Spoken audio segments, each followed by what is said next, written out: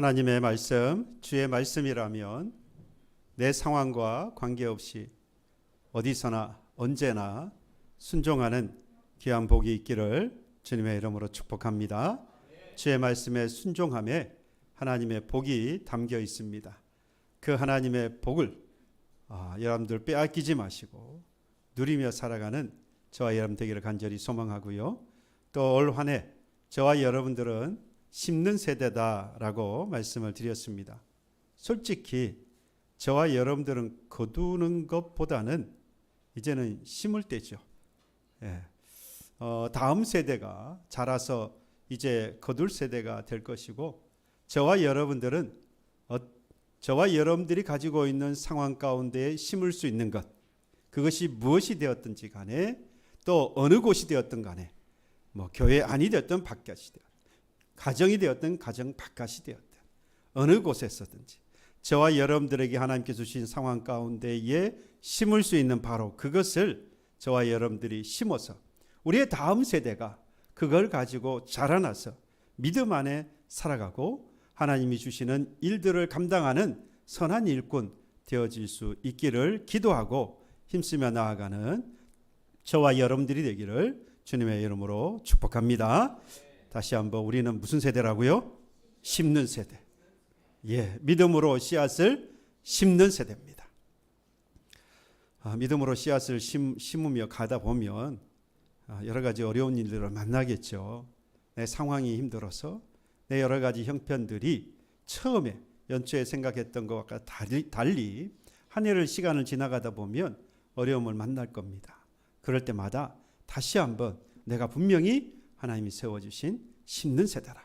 비록 어렵지만 상황이 어렵지만 그래서 뭔가 할 수 없을 것 같지만 그래도 돌이켜보면 하나님께서 우리로 하여금 심을 것을 분명히 주셨습니다. 그걸 탁 붙잡고 믿음으로 심으시기를 바랍니다. 우리의 자녀들이 우리의 다음 세대가 잘 자라나서 하나님의 일을 감당하게 될 줄로 믿습니다. 벌써 한 해가 시작되었고 벌써 두 번째 주일을 맞았습니다. 매해 이렇게 새해를 시작합니다마는 느끼는 것은 새해 희망찬 새해를 우리가 이야기하지만 늘상 그래왔듯이 희망보다 절망적인 소식이 들려오는 것을 느낍니다. 올해도 어김없이 정치, 경제, 사회, 문화, 국방, 외교, 교육, 심지어 체육계까지 참 대부분 암울한 그런 소식만 들립니다. 연초부터 대형 사고가 그렇지 않아도 일어나면서 지금 시국이 여러 가지 어려운데 이런 대형 참사까지 일어나니까 참 우리의 마음이 더 무겁습니다. 게다가 이게 연초잖아요. 그러다 보니까 우리의 마음이 또 이렇게 무겁기는 합니다. 또 더 제가 한 주간 살면서 이렇게 어려운 이 시국에 이 틈을 타서 자기의 이익과 그리고 정치적인 그런 유리한 입지를 쟁취하기 위해서 거짓 뉴스를 퍼뜨리거나 또는 편가르기를 하는 걸 보면서 안타까운 마음과 더불어서 악한 사람의 그 밑바닥을 보는 것 같아서 더 아프고 슬픈 그런 한 주간이었습니다. 전 세계를 돌아봐도 환경의 문제로 인해서 얼마나 어렵고 또 우리의 생명에 위협을 받고 있습니까? 자국의 이익을 위해서는요, 전쟁을 불사하고 서로를 위협하고 살상하는 그러한 때를 우리가 지나고 있습니다. 저는 개인적으로 정말 사람이 행동하고 사람이 하고 있는 것 중에 가장 어리석은 것은 전쟁이다라고 생각합니다. 자국의 이익을 위해서 또는 자국을 보호한다는 명분하에 사람을 죽여도 누구도 이상하게 생각하지 않습니다. 사람이 사람을 죽이는데 이걸 그냥 자연스럽게 받아들인다는 것, 전쟁이라고 하는 명분하에서는 이게 다 용인된다는 것 자체가 정말 안타깝지 않습니까? 물론 내 부모와 내 형제와 내 나라를 지키기 위해서는 다른 나라의 침략을 지켜야죠. 그래서 싸울 수밖에 없고 그래서 전쟁할 수밖에 없습니다. 그래서 상대를 죽일 수밖에 없습니다. 명분은 그럴싸하지만요, 어쨌든 근본적으로 사람이 사람을 죽이는 것을 당연하게 생각한다는 것, 이건 정말 비참한 일입니다. 우리가 기도하면서 이런 일이 빨리 사라지기를 우리가 기도해야 하겠고요. 뿐만 아니라 정말 있을 수 없죠. 젊은이들을 전쟁터라고 하는 사지에 몰아놓고 자국의 이익을 추구하고 있는, 용병으로 내보내놓고요, 자국의 이익을 취하고 있는 이 북한의 형태를 보면 이 탐욕의 끝이 어디인가. 저는 우리가 이런 시국을 맞이하면서 어떻게 살아야 할까 고민하는 그런 한 주간이었습니다. 그래서 제가 여러분들과 항상 만나면 먼저 인사하는 게 있죠. 지금 이때만큼이나 이 인사가 참 뜻깊게 느껴졌습니다. 한 주간 평안하셨습니까? 정말로 이 인사가 어느 때보다도 마음속 깊이 와닿는 인사였습니다. 우리 좌우 앞뒤 우리 교우 여러분들에게 우리 함께 인사할까요? 한 주간 평안하셨습니까? 얼굴을 뵈니까 평안하신 것 같습니까? 혹이라도 한 주간 평안하지 못하셨다면 오늘 이 예배를 통해서 하나님이 주시는 평안과 위로를 가득 채우셔서 한 주간 세상이 어떠하든지 하나님 주시는 이 평안과 위로 가운데 살아가게 되시기를 다시 한번 주님의 이름으로 축복합니다. 그러나 성경의 말씀을 보면 이 마지막 때에 대해서 우리 주님께서 하신 말씀이 있어요. 마태복음이나 누가복음 말씀에, 특별히 누가복음 21장 10절로 11절 말씀에 보면 민족이 민족을, 나라가 나라를 대적하고 큰 지진과 그리고 기근과 전염병이 일어나고 또 무서운 일과 하늘의 여러 가지 징조들, 큰 징조들이 나타날 것이다 라고 했습니다. 또 서로가 미워하고 거짓 선지자들이 많이 나타나서 사람을 미혹하고 불법이 성행하고 사랑이 식는 시대가 되어진다라고 말했습니다. 문제는 여러분, 예수님께서 이 말씀, 이 마지막의 때가 이러할 것이다 라고 말씀하셨는데 이것이 끝이다 라고 말씀하지 않고요, 우리 주님 뭐라고 말씀했냐, 이것이 재난의 시작이다 라고 말했습니다. 이것이 지나오면서 이제 끝났다 라고 그러면 다행이잖아요. 그런데 이게 재난의 시작이래요. 다시 말하면 이후에는 이보다 더 힘들고 더 어려운 때를 우리가 지나가야 한다라는 말씀이 되는 겁니다. 앞으로 더 무섭고 더 힘들고 어려운 시기를 우리 국가가, 우리의 가정이, 저와 여러분들 개인들이 이것들을 견디며 지나가야 할 것을 성경이 말씀하셨고 그대로 지금 이루어졌고, 그러니 앞으로도 그 일을 우리가 견뎌 나아가고 지나가야 할 겁니다. 그래서 저는 오늘 우리가 함께 인사를 나눴습니다마는 그저 그냥 평안하셨습니까? 평안하십니까? 라고 인사만 나눌 게 아니라 이런 힘들고 어려운 시대를 지나가고 앞으로 더 힘든 때를 만나게 될 것이니까 오늘 저와 여러분들이 고민해야 할 게 있어요. 그런 때가 준비되어 있고 앞으로 그런 때를 만날 것이니까. 여러분, 희망찬 새해가 희망찬 미래만이 있다고 한다면 뭐 준비할 게 뭐 있어요? 그냥 가면 되잖아요. 우리는 누릴 거니까. 그러나 문제는 오늘보다 내일, 내일보다 그 이후 우리는 더 힘들고 어려운 날들을 지나가야 하고 그때가 준비되어 있으니 오늘 그때를 알고 준비해야 한다라고 하는 겁니다. 무엇인가를 분명히 우리는 준비해야 돼요. 특히나 예수님은요, 예수 믿는 우리들을 향하여서 더 주의할 것을 말씀하셨습니다. 예수를 믿는 것 때문에 너희가 환난을 당하고 거짓 그리스도와 거짓 선지자들이 일어나서 큰 표적과 기사들로 많은 사람들을 믿는 택한 사람, 다른 사람뿐만 아니라 택한 사람들까지 미혹한다라고 했습니다. 그래서 예수 믿는 사람들이 이단에 얼마나 많이 빠집니까? 이단들이 타겟은 어디에 있습니까? 예수 믿는 사람, 교회 다니는 사람이에요. 그 사람들은 예수 안 믿는 사람들이 아니에요. 거짓 교리를 가지고 거짓 그리스도와 거짓 선지자들이 나타나서 믿는 우리들을 유혹한다 이 말입니다. 이런 시대예요. 혼란스럽게 만들어서요, 그리스도가 여기 있다 저기 있다 말합니다. 우리 그리스도인들은 이 세상의 사람들보다 그래서 더 고민해야 하고 더 철저하게 준비해야 할 때가 바로 지금입니다. 모든 일이 다 때가 있잖아요. 그 때를 놓치고 나면 돌이킬 수 없을 겁니다. 한 주간 저는 이런 고민을 하면서 오늘 이 말씀, 오늘 본문의 이 말씀을 보고 오늘과 같은 이때 이런 시국에 우리 그리스도인들이 무엇을 해야 할지를 오늘 이 말씀을 보고 깨달았습니다. 본문은요, 출애굽한 이스라엘 백성들이 광야에서 모세와 함께 40년의 시간이 지나고 이제 가나안 땅에 들어가기 전 요단 앞에 섰습니다. 모세는 죽었어요. 그리고 그 대를 이어서 지금 여호수아가 이스라엘 백성들과 요단을 건너갈 준비를 하고 있습니다. 요단 앞에 서 있어요. 그때 하나님께서 이 여호수아에게 크게 두 가지 말씀을 합니다. 강하고 담대하라 말씀하시고요. 그리고 너희 발바닥으로 밟는 모든 것을 너희에게 주겠다라고 약속하십니다.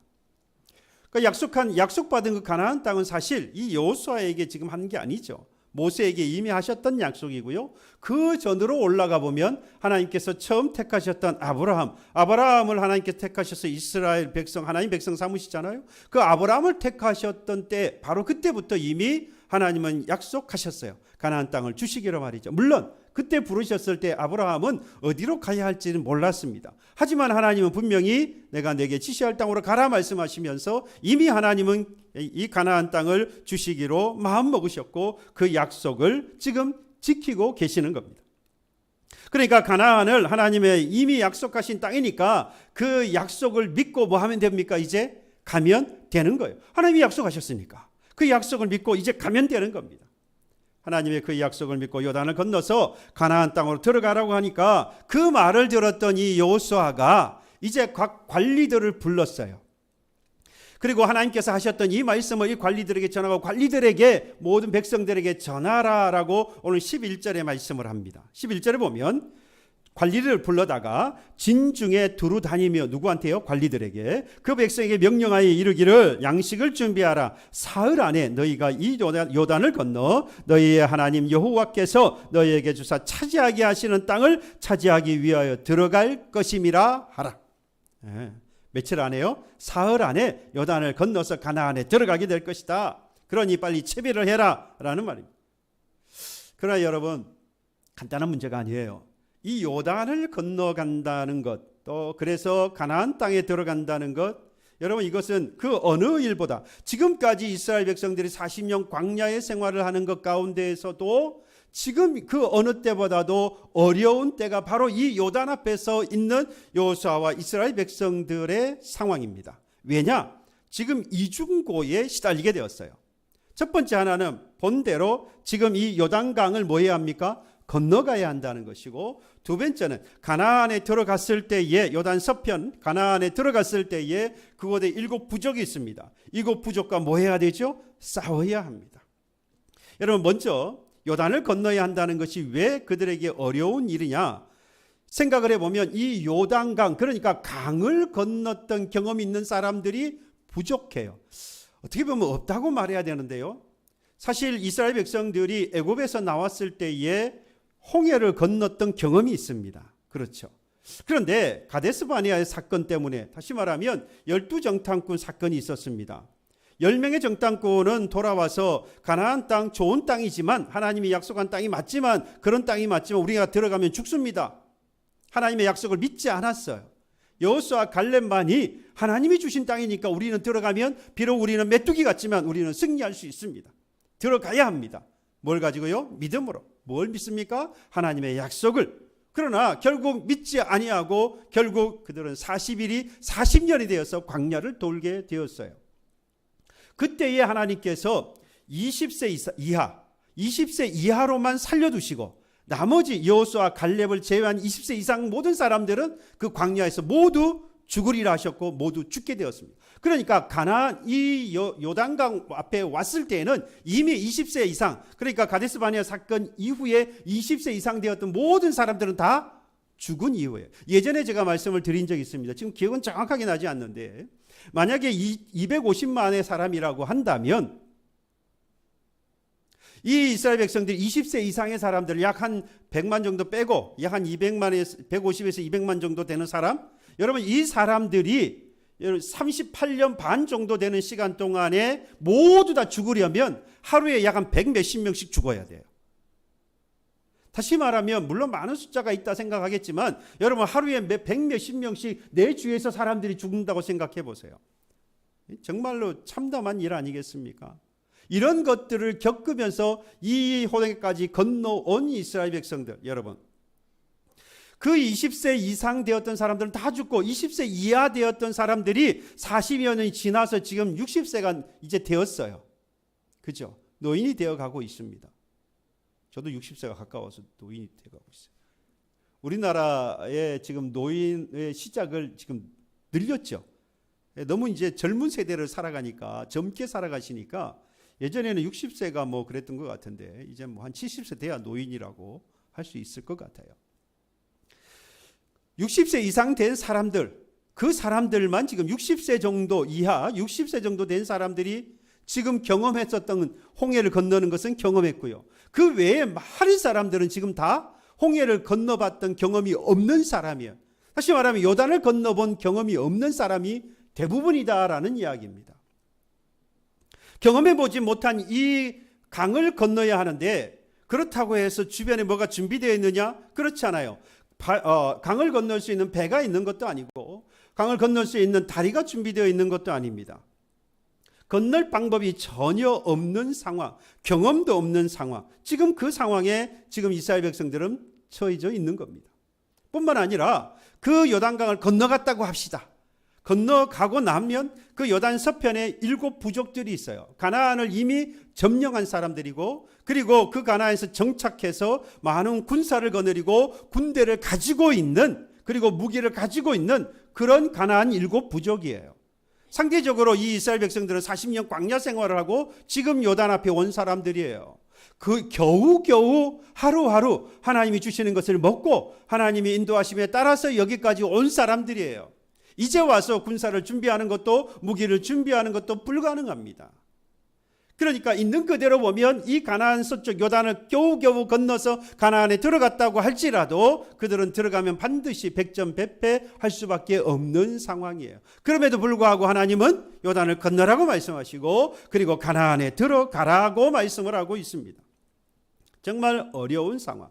이 2가지 모두가 다 이중고로서 이 이스라엘 백성들이 해결할 수 없는 상황이었어요.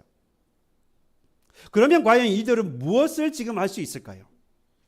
지금 자기들이 해결할 수 없는 이 상황에서 그들이 할 수 있는 것이 무엇이겠냐라는 겁니다. 오늘 저는 이 말씀을 보았어요.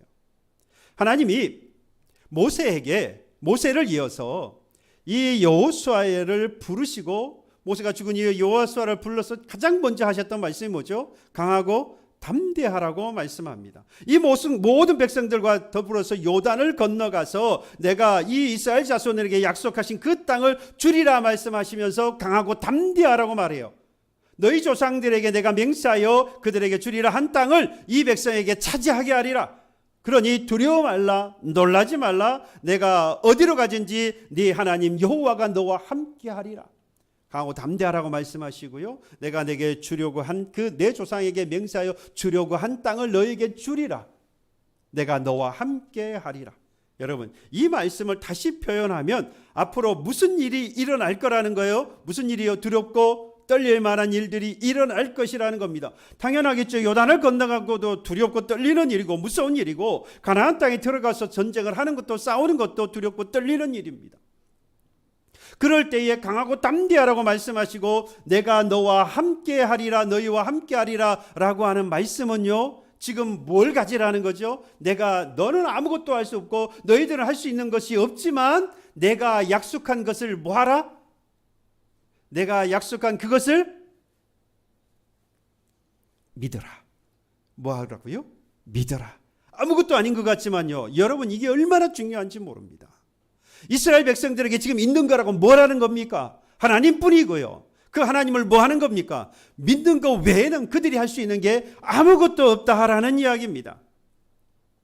네가 어디로 가든지 내가 함께 하겠다라고 하는 말씀 자체가 나를 믿으라는 이야기예요. 내가 옆에서 같이 갈게 라는 말은 내가 너의 상황을 다 알아, 그래서 내가 같이 갈게 라는 말은 나를 뭐 하라는 겁니까? 믿으라는 이야기예요. 그러니까 현재 건널 수 없는 그 요단강 앞에서, 싸워서 이길 수 없는 그 가나안 7 부족 앞에서 여러분은 그들이 할 수 있는 것은 하나님이 주신 그 약속의 말씀을 잃지 아니하고 믿음을 갖는 거였어요. 그 믿음을 잃지 않는 것이 그들이 할 수 있는 유일한 일이었습니다. 당장은 현실이 감당하기 어렵고 괴롭지만 그 현실이 나를 괴롭혀서 고통 가운데 있다고 할지라도 여러분, 하나님에 대한 믿음을 잃어서는 안 됩니다. 사실 요단강을 건너는 것하고요, 그 다음에 가나안에 들어가서 싸우는 것, 이건 일맥상통하는 부분이 있습니다. 무슨 말씀이냐? 요단강을 건널 때하고 홍해를 건널 때에는 큰 차이가 없습니다. 그런데 딱 한 가지 차이가 있어요. 하나님의 인도에 따라서 분명히 요단강도 건넜고 홍해도 건넜고 앞으로도 요단강을 건너갈 거예요.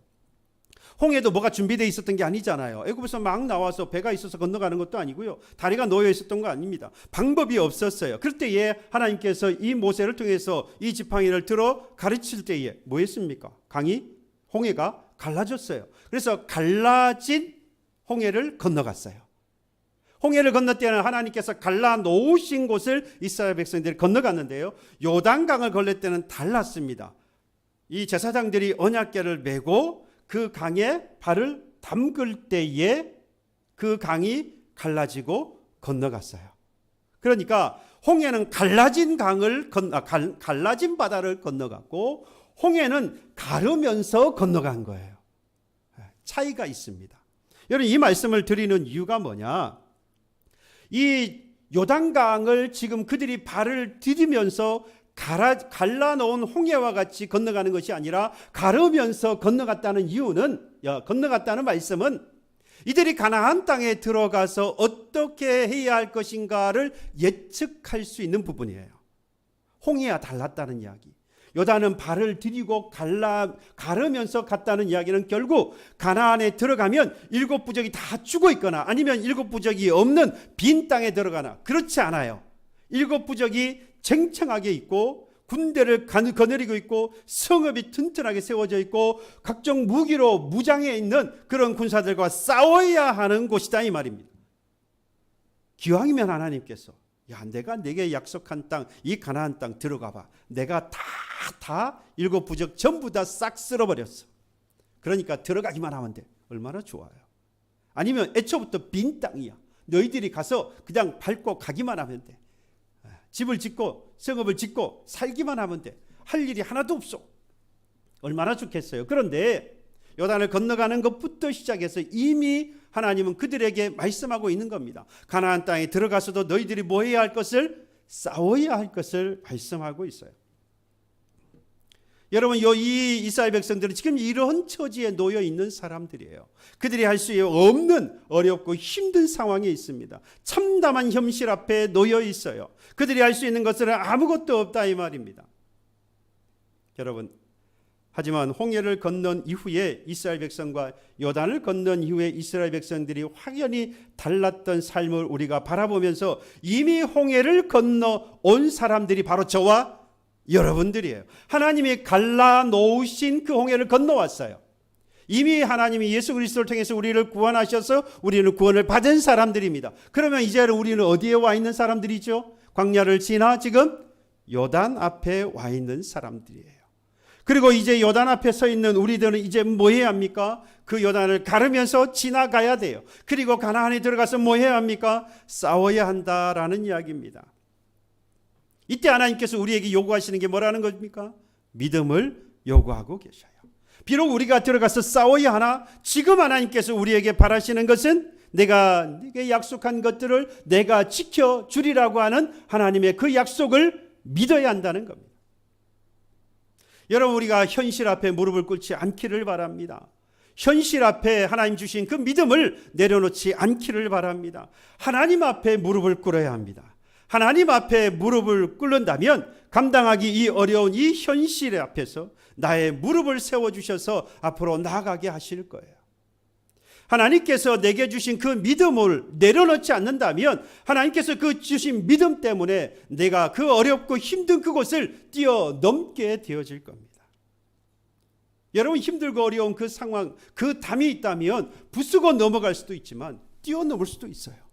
여러분, 믿음은 우리에게 힘이 있어서 뛰어넘을 수 있습니다. 다시 돌아오지만 않는다면.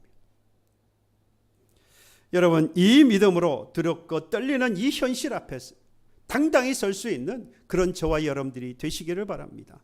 힘들고 어려운 상황이 있습니까? 참담하고 어려운 때를 지금 지나고 계십니까? 두려워하지 마세요. 놀라지 마세요. 그것이 당연합니다. 당연해요.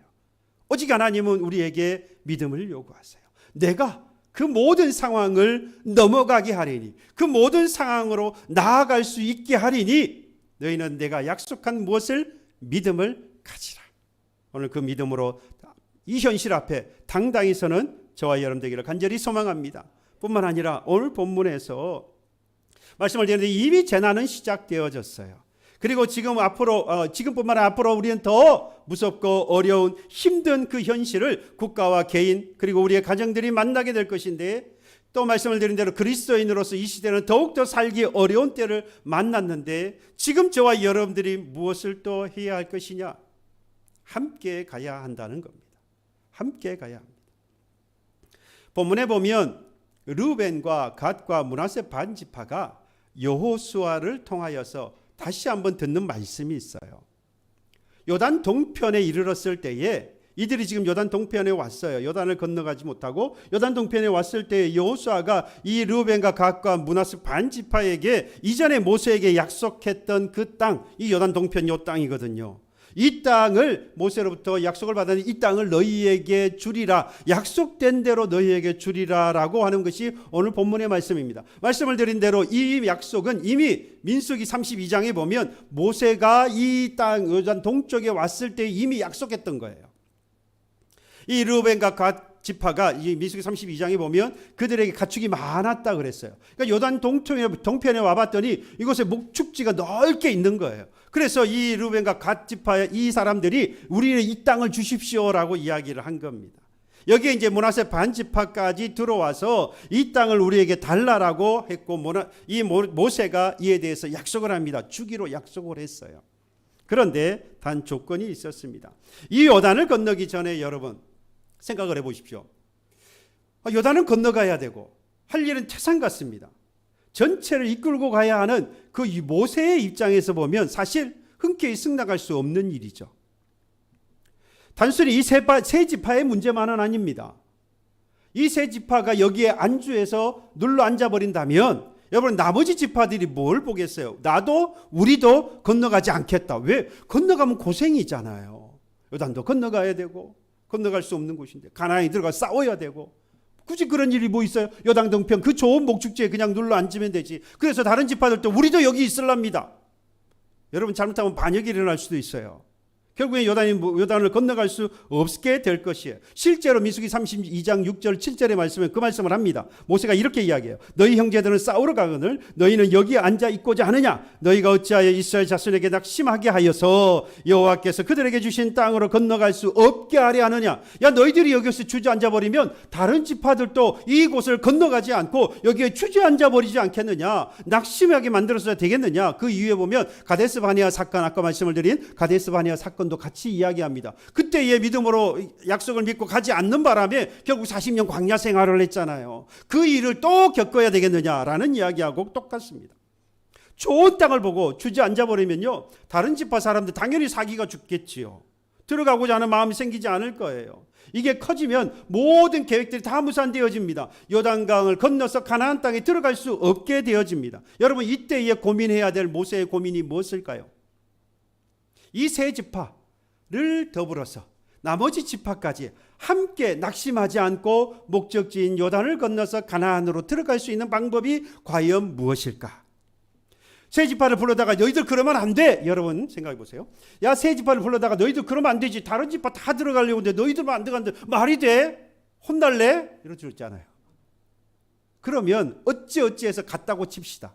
여러분들 이 세 지파가 르우벤, 갓, 므낫세 반지파가 여러분 어땠을까요? 좌우미에 쳐져가지고 투덜투덜하고 따라오지 않겠습니까? 우리가 원하는 그 땅 그쪽 주면 되지 왜 안 줘? 불만이 가득 차서 투덜투덜하고 그냥 어쩔 수 없을 거예요. 어쩔 수 없이 올 거예요. 그러면요 나머지 7지파도 마찬가지입니다. 나머지 지파들도요 뭐 하겠어요? 불만이 얼마나 차겠어요? 얼마나 불만하게. 아니 쟤들은 괜히 따라와 가지고 힘만 빼고 도와주지도 않고. 여러분, 오히려 분열이 일어나는 겁니다. 이때에 모세가 이 상황을 보고 이제 결정을 내립니다. 그래, 너희 이 세 지파에게 요단 동쪽을 줄게. 대신에 너희들은 이 가나안 서쪽으로, 요단 서쪽으로 같이 가야 한다. 이게 조건이에요. 그래서 이 세 지파가 약속을 합니다. 우리가 갈 것입니다. 만약에 이 약속을 지키지 않으면 어떤 벌이라도 우리가 받겠습니다. 그리고 이 요단 서편에, 이 요단 동편에다가 자신들의 이 세 지파의 가족들과 그리고 가축들을 두고 실제로 이 요단 서편으로 요단을 건너서 가나안 서편을 점령하기 시작합니다. 약속을 지켜요. 그게 여호수아서 4장 11절 13절의 말씀입니다. 그러니까 처음에 민수기 32장에서 이 모세와 약속을 맺고 오늘 본문에서는 그 약속을 재확인합니다. 여호수아와 함께. 그래서 이것을 건너가기로 해요. 그리고 요단 서편까지 가기로 합니다. 그것이 여호수아서 4장에 가면 실제로 이 세 지파가 하는 이 모습을 볼 수 있어요. 이렇게 말합니다. 모든 백성이 건너가기를 마친 후에 여호와의 궤와 제사장들이 백성의 목전에서 건넜으므로, 그러니까 모세와 모든 백성들이 건너가기를 마쳤다 그랬잖아요. 요단을 건너갔어요. 그리고 여호와의 궤와 제사장들도 함께 그 목전에서 건넜습니다. 그리고 나서 르우벤과 갓 자손과 므낫세 반 지파는 모세가 그들에게 이른 것과 같이 무장하고 이스라엘 자손들보다 앞서 건넜으니, 앞서가는 거예요. 왜 그랬을까요? 기분 째집니다. 왜요? 이제 요단 동편 가족들 다 두고 가축들 다 두고 이제 빨리 요단 서편 점령하고 나면, 가나안 서편 점령하고 나면 돌아올 수 있잖아요. 자기들을 따르면 마련되어 있어요. 그러니까 빨리 뭐 해야 되겠어요? 가서 전쟁 치르고 끝내고 돌아오는 것이 그들의 희망이잖아요. 그러니까 저 뒤에 처지지 않고요, 제일 앞에 나가는 거예요. 빨리 이 전쟁 끝내야 되겠다. 그래서 제일 앞서서 나갑니다. 무장한 4만 명의 사람들이 여호와 앞에서 건너가 싸우려고 여리고 평지에 이르렀다. 가장 먼저 와 있어요. 무려 4만 명이나 되는 그 군사가 되었어요. 이 세 지파는요, 결국 마지막까지 남아서, 최후까지 남아서 이 가나안 서편의 이 땅들을, 가나안 정복을 이루고 그리고서야 가장 마지막에 돌아오게 되어집니다. 약속을 다 지켰어요. 물론 하나님께서 야 너희들이 발바닥으로 밟는 모든 땅을 주시겠다라고 했음에도 불구하고 다 밟지 않았어요. 그래서 다 정복하지 못했지요. 나중에 이것이 큰 문제가 되기도 합니다만은 어쨌든 그들이 밟았던 땅을 하나님이 다 주셨어요. 그 주시기까지 이 세 지파는 전혀 흔들림 없이 끝까지 이걸 다 감당하고, 그리고 가장 마지막에 자기의 땅 요단 동쪽 부림받았던 땅, 그 요단 동쪽으로 돌아오게 되어집니다. 여러분, 여호수아가 이 세 지파에게 왜 이렇게 신경을 썼겠어요? 다시 확인해 가면서 그들에게 정말 약속을 지키도록 다시 한번 힘을 주면서 갔던 이유가 무엇이겠습니까? 그래야만 소정의 목적을 이룰 수 있기 때문이에요. 지금 이 시국이 얼마나 어려운 때인지 여호수아는 너무나도 잘 알았고, 이때에 이 세 지파가 빠졌을 때에 이 일을 이루지 못하는 것을 너무나도 잘 알았습니다. 그래서 그들과 함께 하기를 바랬죠. 함께 가야 했습니다. 해야 할 일도 많고 준비하고 챙겨야 할 일도 많은데 굳이 이 세 지파를 챙긴 것, 이들이 무너지면 다 같이 무너지고 이 일을 이룰 수 없다라고 하는 겁니다. 여러분, 나 한 사람이 무너지면 전체가 무너질 수 있어요. 나 한 사람이 공동체에서, 나 한 사람이 이 공동체를 반하에서 위험에서 건질 수도 있습니다. 우리 그런 걸 많이 보잖아요. 한 사람의 희생으로 많은 사람들을 살려내는 것을 우리가 보잖아요. 또 한 사람의 실수나 잘못을 통해서 또는 자기를 위한 이기적인 어떤 행동이나 생각 때문에 여러 사람의 인명을 위험에 빠뜨리는 그런 경우도 우리가 보지 않습니까? 저와 여러분들은 누굽니까? 여러분, 공생공존이라고 하는 말이 있습니다. 공생공존이라고 하는 말은 서로 도우면서 협력한다라고 하는 것이 공생이에요. 그리고 함께 존재한다라는 말이 공존이죠. 근데 이 공생공존은 서로 상호 보완적인 작용을 합니다. 무슨 말이냐? 함께 존재하려면 서로 돕고 협력해야 합니다. 그러니까 공존하려면 공생해야 돼요. 자, 그리고 서로 돕고 협력해야, 다시 말하면 공생해야 함께 존재할 수 있습니다. 공존할 수 있어요. 우리가 함께 존재하려면 서로 도와야 합니다. 서로 협력해야 해요. 서로 돕고 협력해야 우리가 함께 살아갈 수 있어요. 함께 존재할 수 있습니다. 살아남기 위해서 우리가 치열하게 경쟁합니다. 한데 상대를 부정하지 않고 상대를 인정하지 않고 상대를 돕지 아니하면 여러분 모두가 같이 죽는 거예요. 치열한 경쟁에서 이기기 위해서 상대를 무너뜨리는 것으로 끝냈다. 나도 결국 죽습니다. 자신의 고유함을 나의 고유함을 지키려고 서로 돕지 아니하고 자기의 이익만 추구하면 결국에는 여러분 모두가 다 죽는다는 거예요. 자연과 인간의 관계가 그렇지 않습니까? 정말로 공생공존의 관계입니다. 마치 이와 같이 두렵고 참담한 현실 앞에서 나의 이 무능한 모습을 여러분들이 보게 된다면 여러분 분명히 낙심할 거예요. 그러나 낙심하지 말아야 할 것은 여러분 요단을 건너서 가나안에 들어가 싸워야 하는 이 모든 문제를 해결할 수 없는 인생, 저와 여러분들의 인생을 보면서 그 모든 문제 앞에서 우리가 뭐 하면 되는 겁니까? 함께 나아가면 되는 겁니다. 그럴 때에 우리는 공존할 수 있어요. 함께 살 수 있습니다. 함께 돕고 함께 협력하면 우리는 함께 살 수 있어요. 내가 잘나서 나 혼자 내가 원하는 대로 내가 힘이 있으니까 내가 마음대로 여러분 결국 나도 죽고 우리 믿음의 공동체도 죽는 거예요. 하나님께서 저와 여러분들을 예수 그리스도의 피를 나눈 형제와 자매가 되게 하심이 무슨 이유겠습니까? 서로 한 형제와 자매 되어서 협력하고 도우며 그래서 뭐 하라는 겁니까? 함께 살라는 거죠. 우리가 한 형제여 자매라고 하면서 그리스도의 피를 나눈 한 형제여 자매라고 하면서도 서로가 협력하고 돕지 아니하고 서로를 위하지 아니하면 결국 우리 모두가 함께 죽는 결과를 맞는 겁니다. 여러분 이 어려운 시국에 그리스도인으로서 더 이겨내기 어려운 이때에 하나님이 함께 하신다는 믿음으로 나아가기를 간절히 소망합니다. 두렵고 암담하고 참담한 이 현실 앞에 여러분 무릎을 꿇지 마세요. 하나님 앞에 무릎을 꿇으십시오. 그러면 하나님께서 그 무릎을 일으키셔서 그 어려운 시국을 뛰어넘고 나아가게 하실 것입니다. 나아가서 서로를 인정하고 서로를 돕고 서로를 위로하며 함께 가는 저와 여러분들이 되시기를 주님의 이름으로 축복합니다. 찬양합시다. 이곳에 임하신 하나님의 나라 믿음으로 나아가기를